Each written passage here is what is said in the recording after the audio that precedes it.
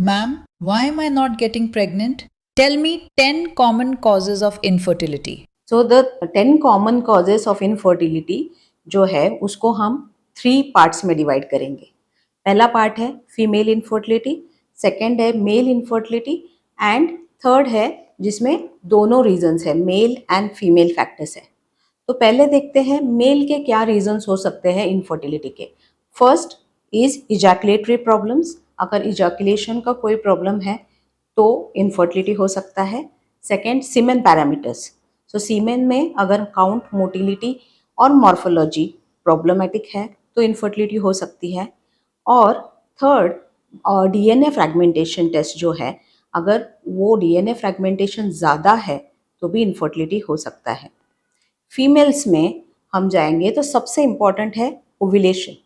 अगर आपका ओव्यूलेशन सही टाइम पे नहीं हो रहा है या बिल्कुल भी नहीं हो रहा है तो इनफर्टिलिटी हो सकता है.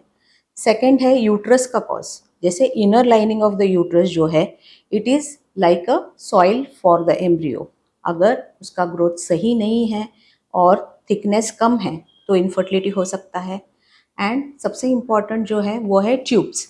अगर फेलोपियन ट्यूब्स आपके ब्लॉक है तो भी इनफर्टिलिटी हो सकता है.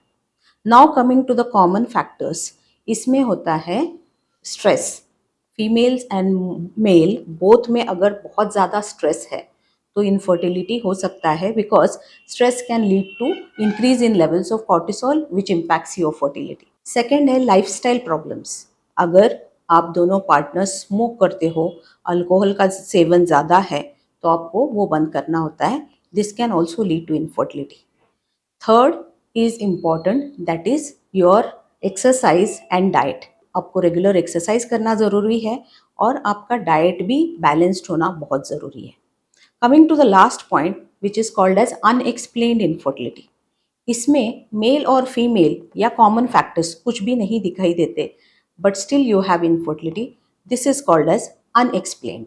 आई होप आपको समझ में आया होगा कि the commonest reasons for infertility ये है. अगर आपको फिर भी कोई डाउट है, do reach us. We will try to answer all your queries. Thank you.